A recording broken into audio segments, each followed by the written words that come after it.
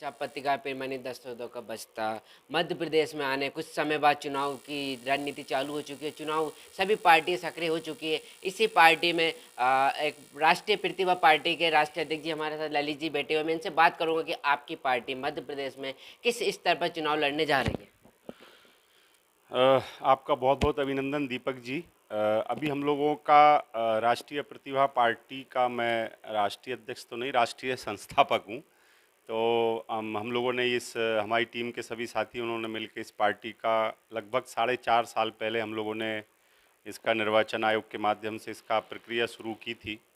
और आप तो जानते ही हैं कि देश में सरकारी एजेंसियों का क्या हाल है। तो बहुत बुरा स्थिति है कि एक पार्टी का रजिस्ट्रेशन करने में 4.5 5 साल का वक्त लग गया। तो ये स्थिति है वर्तमान में भारतीय जनता पार्टी की। और हम लोगों ने राष्ट्रीय प्रतिभा पार्टी का जो निर्माण किया है उसका उसके पीछे मूल जो उद्देश्य है, मुख्य मकसद है, वो ये है कि हमारे यहाँ पे जो देश में लोकतंत्र लागू है, और लोकतंत्र ये कहता है कि संख्या के आधार पर सभी समाजों को प्रतिनिधित्व मिलना चाहिए। जिसकी जितनी संख्या भारी उसकी उतनी हिस्सेदारी। पर अंग्रेजों के जाने के बाद इस देश में लोकतंत्र लागू हुआ। पर लोकतंत्र जो लागू हुआ और देश में अंग्रेजों के जाने के बाद जिन जातियों का इस देश पे कब्जा हुआ है, उन्होंने पूरी तरह से इस देश के अंदर अपना साम्राज्य स्थापित कर लिया, अपने समाज के लोगों को सब जगह स्थापित कर दिया। जबकि लोकतंत्र ये कहता है कि जिसकी संख्या जितनी है सभी विभागों में, सभी कार्यालयों में और सभी जगह केवल उतने परसेंट तक ही उस जाति के लोग स्थापित हो सकते हैं, ये लोकतंत्र कहता है। परंतु दुर्भाग्यवश भारत में जिन लोगों ने अंग्रेजों को भगाया और भगाने के बाद इस देश पे कब्जा किया, तो अपनी जाति के लोगों को सभी संस्थाओं पे काबिज करा दिया। तो बाकी के जो लोग हैं, जो जैसे ओबीसी की बात करें, इस देश में लगभग 65% ओबीसी समाज के लोग हैं, उनके साथ सबसे बड़ा अन्याय और अत्याचार हुआ, शोषण हुआ। क्योंकि व्यवस्थापिका, कार्यपालिका, न्यायपालिका, मीडिया, उद्योग, व्यापार, निजी क्षेत्र, बजट आदि सभी जगह 65% हिस्सा ओबीसी के बच्चों का होना चाहिए था, जो कहीं आधा परसेंट है, कहीं 0% है, कहीं 2% है, कहीं 4%। ये स्थिति है। तो सबको सबकी संख्या के आधार पर सभी क्षेत्रों में प्रतिनिधित्व मिले, इसके लिए हमने राष्ट्रीय प्रतिभा पार्टी का निर्माण किया है। और हम पूरे देश में जातिगत जनगणना कराकर सभी को सबकी संख्या के आधार पर प्रतिनिधित्व देना चाहते हैं। एक उद्देश्य ये है। और दूसरा प्रमुख उद्देश्य जो है, इससे भी बड़ा उद्देश्य ये है कि इस देश में विदेशी आक्रमणकारियों ने जो राज किया है, जिसमें बहुत सारे विदेशी आक्रमणकारी रहे, उनमें से कुछ एक विदेशी आक्रमणकारी तो ऐसे रहे कि जिन्होंने भारत के जो मूल निवासी है उनको लगभग 4,500 साल तक शिक्षा से वंचित करके रखा। इस देश जो विश्वगुरु और सोने की चिड़िया कभी कहा जाता था, आज अज्ञानता और अनपढ़ का देश और गरीबों का देश इसलिए बन गया कि 4,500 साल से इस देश में मैक्सिमम 85 से 90% लोगों की शिक्षा पर रोक लगा के रखी। एक संविधान बनाया मनुस्मृति का, और उस संविधान के आधार पर इस देश में ओबीसी जिसको कहते हैं, आज एससी एसटी जिसको कहते हैं, अल्पसंख्यक जिसको कहते हैं, उस समय इनको शूद्र और अछूत कहा जाता था। तो ये 85-90% लोगों को शिक्षा से वंचित करके रखा था। इस कारण ये देश पूरा बर्बाद हो गया। किसी भी देश का अगर विकास करना है तो वहाँ शिक्षा बहुत आवश्यक है। शिक्षा फ्री होना चाहिए, शिक्षा समान होना चाहिए, और शिक्षा वर्ल्ड लेवल की शिक्षा होना चाहिए। तो यहाँ भारत में ये पूरा बर्बाद करके रख दिया। अभी तो ये स्थिति अंग्रेजों के माध्यम से जो शिक्षा चालू हुई थी, सरकारी स्कूल जो हुआ करते थे वो भी सब बंद कर दिए गए। तो शिक्षा से ही देश का विकास होता है, मानव जाति का विकास शिक्षा से होता है। यहाँ एक तो 4,500 साल तक शिक्षा लेने नहीं दी गई, प्रतिबंध लगा के रखा, और अब अंग्रेजों की मेहरबानी से जो शिक्षा शुरू हुई थी उसको भी बर्बाद करने का काम कर रहे हैं। तो हमारा दूसरा पार्टी बनाने का दूसरा मुख्य लक्ष्य ये है कि इस देश में सभी को, जिन्होंने हमारी शिक्षा रोकी उनको भी और जिनकी रोकी है उनको भी, सभी को बिल्कुल फ्री एजुकेशन मिले और समान शिक्षा मिले। ऐसा नहीं है कि एमपी बोर्ड हो, सीबीएसई बोर्ड हो और आईसीएसई बोर्ड हो। गरीब के बच्चे एमपी बोर्ड में पढ़ेंगे, उससे बड़े वाले बच्चे सीबीएसई, और सबसे टॉप के बच्चे जो बड़े बड़े लोगों के बच्चे वो आईसीएसई इंटरनेशनल लेवल के। तो ये पूरी तरह से जैसे जाति व्यवस्था वर्ण व्यवस्था होती है, उसी तरह से शिक्षा को भी इस तरह से उन्होंने ऊपर से लगा के नीचे तक बांध के रखा। ये पूरी तरह से अन्यायपूर्ण है। खासकर किसान, गरीब और जो मजदूर लोग हैं, उनके बच्चों को बड़े लोगों के बच्चे के साथ कंपटीशन ना कर पाए, इसलिए ये एमपी बोर्ड और इस तरह की शिक्षा व्यवस्था लागू की है।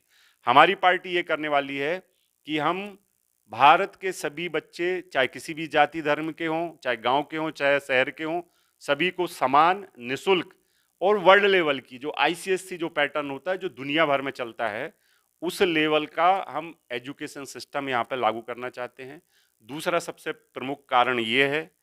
तीसरा सबसे प्रमुख कारण हम लोगों का ये है कि इस देश के अंदर जो देश का दुश्मन है वो इस देश के लोगों को विभिन्न तरीकों से तोड़ रहा है, पर एक बेरोजगारी के माध्यम से भी तोड़ रहा है। इस देश में लगभग 18 करोड़ लोग बेरोजगार है। ये देश जो पूरी दुनिया को विश्वगुरु कहा जाता था, सोने की चिड़िया कहा जाता था, आज इस देश में बड़ी बड़ी एमबीए और बड़ी बड़ी इंजीनियरिंग और बीटेक और एमटेक करने के बाद लोग 10-10, 15-15 हज़ार, 20-20 हज़ार की नौकरी के लिए परेशान है। 100 पद होते हैं, वहाँ लाखों की संख्या में वैकेंसी में लोग फार्म भर रहे हैं। तो जो बेरोजगार है, बेरोजगारों के लिए इस देश में जितना काम होना चाहिए था, 1% भी काम इस देश में नहीं हुआ है। किसी भी घर के माँ बाप के बच्चे हैं ना, उनकी जवाबदारी होती है उसको पढ़ा लिखा के रोजगार पे लगाने का। इसी तरह से इस देश की ये जवाबदारी है, देश की सरकारों की ये जवाबदारी है कि देश में जितने भी बच्चे हैं वो सरकार के बच्चे हैं, सरकार उनके माता पिता के समान है। इसलिए जितने बेरोजगार है या तो उनको रोजगार दो, ये गवर्नमेंट की जवाबदारी है, केंद्र सरकार और राज्य सरकार की। अगर ये नहीं दे पाती तो ये फेल्यूअर है। हमारी सरकार, जैसे ही हमारी सरकार बनती है, जितने भी देश के बेरोजगार बच्चे सबको रोजगार देंगे, कुछ को सरकारी देंगे, कुछ को प्राइवेट देंगे। उसके बाद जब तक सरकार रोजगार उपलब्ध नहीं कराती है, तब तक हम सबको मिनिमम 15,000 रुपये महीने बेरोजगारी भत्ता हर महीने देंगे। बेरोजगारी भत्ता का अगर पूरा इतिहास उठा के देखें तो सभी देशों में बेरोजगारी भत्ता दिया जाता है। जापान में सबसे कम बेरोजगारी भत्ता 15,000 रुपये दिया जाता है। 15,000 से लगाकर 85,000 तक बेरोजगारी भत्ता विश्व के अन्य देशों में दिया जाता है। तो भारत विश्वगुरु और सोने की चिड़िया रहा है, पूरी दुनिया ने ज्ञान यहाँ से लिया है, तो यहाँ के बच्चे क्यों बेरोजगार रहे और क्यों बेचारे हैरान और परेशान रहे। इसलिए बेरोजगारों के लिए, इसके अलावा भारत का संविधान जो कहता है वो ये कहता है कि भारत के लोग बीमारी के कारण, अस्पताल की कमी के कारण और पैसा ना हो तो इलाज ना कराएं, ये स्थिति नहीं होना चाहिए। पर इस देश के अंदर आप देख रहे हैं सरकारी अस्पताल पूरी तरह से बर्बाद कर दिया गया। बड़े बड़े उद्योगपतियों को अस्पताल खोलने का लाइसेंस दे दिया। जिसके पास पैसा नहीं है, जो गरीब है, जो ग्रामीण एरिया में रहता है, जो किसान है, जो मजदूर है, वो लोग पैसा ना होने के कारण, सही इलाज नहीं कराने के कारण वो लोग असमय मर जाते हैं। उनके बच्चों को पोषण नहीं मिल पाता, उनके बराबर स्वास्थ्य की सुविधाएं उनको नहीं मिल पाती। इसलिए सरकार ने डिसाइड किया, संविधान भी ये कहता है कि शिक्षा, स्वास्थ्य और रोजगार ये तो मूलभूत आवश्यकता है मनुष्य की। संविधान कहता है कि हर सरकार की जवाबदारी है, ड्यूटी है। पर 75 साल की तथाकथित आज़ादी के बाद यहाँ कुछ भी उपलब्ध नहीं करा रहे और उल्टा करते जा रहे हैं। तो हम कुछ ज़्यादा नहीं करने वाले, हम वही करना चाहते हैं जो संविधान में लिखा है, जो लोकतंत्र में होना चाहिए। जिसकी वोट 90% वोट है वो भिखारियों की तरह परेशान है, जिसकी मुट्ठी भर वोट है वो देश पे शासन कर रहा है, जो इस देश का मूल निवासी है वो भिखारी हैरान परेशान है, जो इस देश में विदेश से आके यहाँ पे कब्जा कर लिया वो इस देश में शासन कर रहा है। तो पूरी व्यवस्था यहाँ अस्त व्यस्त हो गई है। हम सिर्फ ये चाहते हैं कि ये पूरा सुधार करें लोकतांत्रिक और संवैधानिक आधार पे। और बहुत सारे पॉइंट है, बहुत सारे सुधार है। उनमें एक और प्रमुख सुधार है, इस देश में 80% किसान है, पर इस देश में आज़ादी के बाद से आज तक किसानों के विरुद्ध में काम हुआ है। हम ये चाहते हैं कि जैसे अन्य वस्तुओं की कीमत में जो अभी बढ़ोतरी होती है, किसान की उपज में बढ़ोतरी उस दृष्टिकोण से नहीं होती है। आज 1930 में, अभी 2010 में केंद्र सरकार का एक आंकड़ा है कि यदि एक बोरा गेहूं को पैदा करने की जो लिए जो लागत मूल्य है वो हो रही है 2930 रुपये, मतलब लगभग 3,000 रुपये एक बोरा गेहूं को पैदा करने के लिए किसान की लागत आ रही है। और आपका समर्थन मूल्य आप खरीदारी कर रहे हैं 2,000 रुपये, 2,100 रुपये। और अभी मैंने सुनने में आया कि बहुत सारी जगह 1,800 और 1,600 में गेहूं खरीदारी हो रही है। इस तरह से जिसकी लागत 3,000 है और 1,800 में अगर खरीदेगा तो पिछले 10 साल में 5 लाख किसान आत्महत्या कर गए। ये किसानों को बर्बादी का कारण है।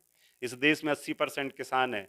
इस देश की जो जीडीपी है, इस देश की जो उन्नति और विकास अगर हो सकता है तो किसान के विकास के बिना कुछ हो नहीं सकता है। तो हमने प्राथमिकता रखी है कि इनके समर्थन मूल्य को डबल करेंगे।